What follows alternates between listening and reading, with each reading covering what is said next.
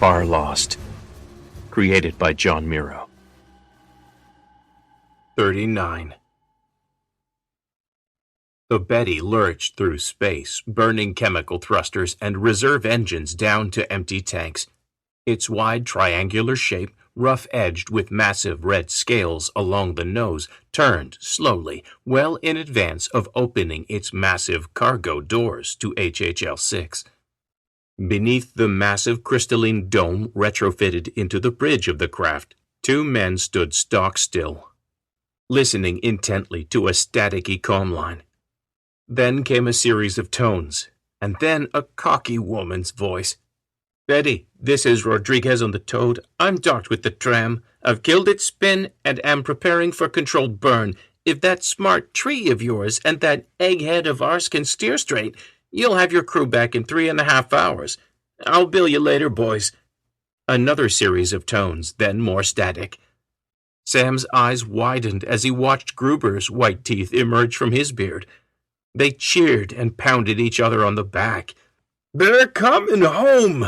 Gruber roared in Sam's ear as he lifted him off the ground. She did it, Sam thought, as his engineer slammed him back down onto the deck plating and turned to the console in front of Sam's captain's chair. Sam craned his neck around to stare into the massive holopit in the center of his bridge. There, Daisy had projected a representation of the Betty and HHL-6, both following an intersecting path of green chevrons. Another massive shape was following the same chevron path, rising from below. The Eternal. The ships were all shown larger than scale in the holo for the ease of flesh and blood eyes, and Sam stared, struck by the beauty of the thing. His body trembled with pressures. They had to get the crew on the tram back, successfully dock the Betty and her functioning engines with HHL-6 and its functioning reactors.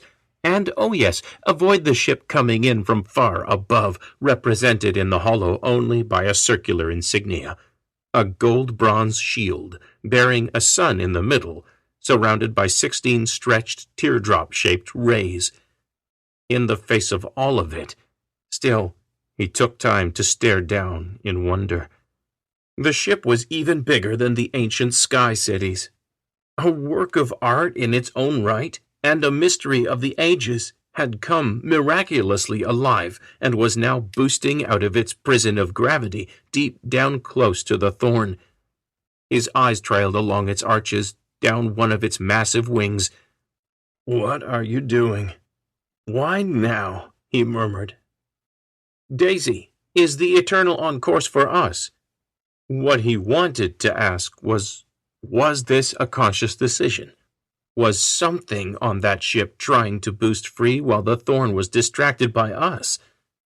Gruber grunted over his display. "Hell of a long time to play possum," he growled. Daisy's disembodied voice answered, projected all around him. "Tracking data is not yet complete. However, an intercept course is still a possibility." Gruber slammed a meaty palm on his console. "Could you maybe focus on the other blip, the one up there?" He pointed at the sigil within a circle. "We've got 80 hours before that ship's close enough to hug us or kill us. Care to guess which?" Sam actually laughed. "Plenty of time for the Betty and her dancing partner to slingshot around the Thorn, pick up speed, and shoot off." Gruber's shoulders heaved as he drew a deep breath. "At least people haven't gotten lazy about throwing rocks at guard surveillance platforms. Nothing around this Thorn but junk. Guess someone somewhere's having a little rebellion, if they haven't fixed them yet." The engineer stabbed a finger at the insignia in the holo. "If that is the guard, they're going to be blind on the backside of this Thorn." He nodded, but still didn't look happy. "A lot of ifs, but yeah, we might get away yet." Sam looked away from the angelic silver sculpture and breathed deep, making himself ignore it. Then he clapped his hands together hard and loud. "Daisy, load up all the data we've collected. Display it on my console. You know the kind of lists I wanted broken into." "Yes, Captain," the disembodied voice said, even as the smaller holos floating above the console at his chair winked to life. Ben backed away as small squares of white with black text, pictures, and diagrams multiplied in the air. Can we tight beam data to both Erie and Martel? He began duplicating all the data, then started picking and choosing what to leave out of the piles. Yes, Captain. Both networks have satellites in range. Gruber stopped behind him, watching him deleting files from the smaller second pile. You baiting hooks, Sam? Hell yes, Travis muttered. We live through the day, and we will literally be sitting on a gold mine. Sam looked over his shoulder after a few minutes of loud silence from his engineer. Look, I'm not hurting them, and I'm not selling them out. They don't know how things work here, and we don't really have time for an economics lesson. Gruber's silence stretched. You sure you want to send that now? Why don't we wait? And it's my job to keep you all alive and well. And if I can, I'll keep them alive too, and away from the guard.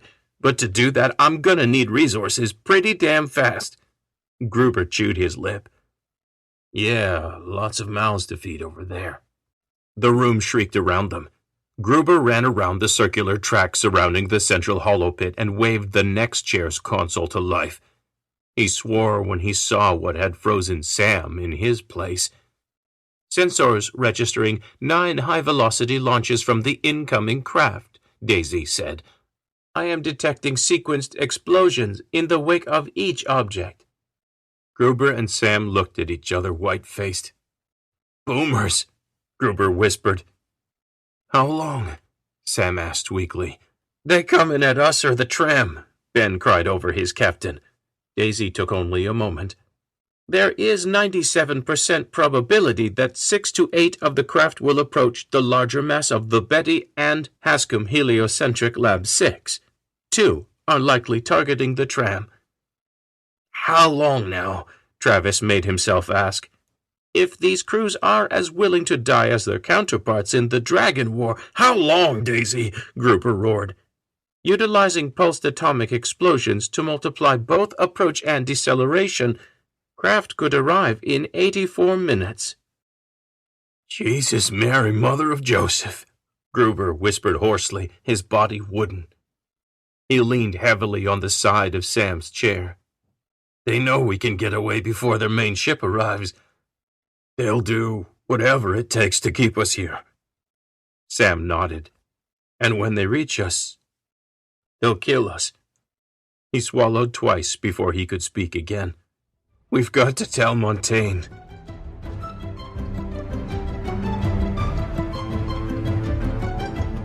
Farlost.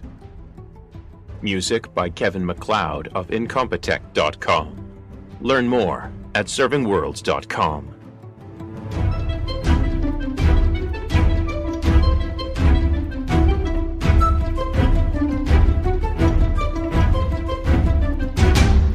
Hi, John Miro here. Farlost is brought to you by my backers at Patreon. Patronage starts at $1 a month, or about 25 cents a cliffhanger. Patreon.com. Thanks for listening, and thanks for your support.